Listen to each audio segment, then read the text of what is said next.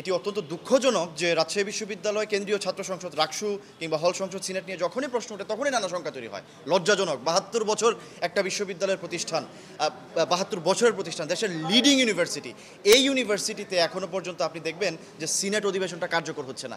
আমি সিনেটে ছাত্র প্রতিনিধি নির্বাচনে প্রার্থিতা ঘোষণা দিয়েছিলাম, আজকে মনোনয়ন ফর্ম তুলেছি। আমার মূল যে এজেন্ডা, যেটা সোশ্যাল মিডিয়াতে আমি ইতিমধ্যে বলেছি, যে সেটি হচ্ছে রাজশাহী বিশ্ববিদ্যালয়ের অন্যতম যে সমস্যা, অন্তত ৭০ থেকে ৮০% সমস্যা সমাধান হয়ে যাবে যদি রাজশাহী বিশ্ববিদ্যালয় পূর্ণাঙ্গ আবাসিক বিশ্ববিদ্যালয় হয়। সিনেটে যদি আমি নির্বাচিত হতে পারি, প্রথম যে অধিবেশন সেখানে এজেন্ডাভুক্ত করে আমি একটা ঘোষণা আসলে সিনেট থেকে আনাতে চাই যে আজ থেকে রাজশাহী বিশ্ববিদ্যালয় একটি পূর্ণাঙ্গ আবাসিক বিশ্ববিদ্যালয় হবে।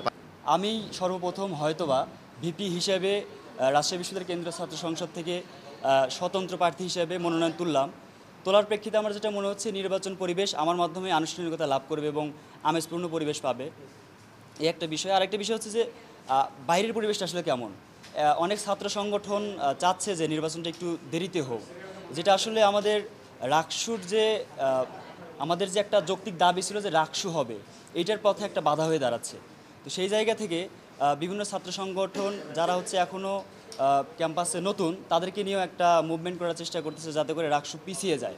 তো রাকসু যদি পিছিয়ে যায় তাহলে এই যে নির্বাচন কমিশন কিংবা রাজশাহী বিশ্ববিদ্যালয়ের একটা মানে যৌক্তিক দাবি উত্থাপনের প্ল্যাটফর্ম, এইটাকে যদি আপনি পিছিয়ে দেন কিংবা পিছিয়ে দেওয়ার চেষ্টা করা হয়, তাহলে এটা তার যৌক্তিকতা হারাতে পারে একসময়। আমরা যারা একদম সাধারণ ছাত্ররা রয়েছি, আমরা যারা পলিটিক্সের বাইরে গিয়ে আমরা চাচ্ছি প্রশাসনিক যত ধরনের কাজকর্ম তারা এই পর্যন্ত ডিসিশন নিছে, সব আমাদেরই সমর্থনেই ছিল। কিন্তু নির্বাচন বানচালের অথবা মনোনয়নের যে ডেট পিছানো বা ডেট আরও বাড়ায় নেওয়া, নির্দিষ্ট সময়ে নির্বাচন হওয়ার কথা সেটাকে আরও পিছায় নেওয়া, এই ধরনের জঘন্য ডিসিশন থেকে যেন প্রশাসন বের হয়ে আসে। ছাত্রদের যেটা চাওয়া, আমাদের প্রত্যেকটা দাবি, আমাদের প্রত্যেকটা জিনিস যেন সময় মতো ডিসিপ্লিন অনুসারে নির্বাচন যে আচরণবিধি প্রত্যেকটা যেন পয়েন্টে পয়েন্টে মেনে নেওয়া হয়। আমার স্বতন্ত্র প্রার্থী হিসেবে আমার এটা দাবি দেওয়া থাকবে।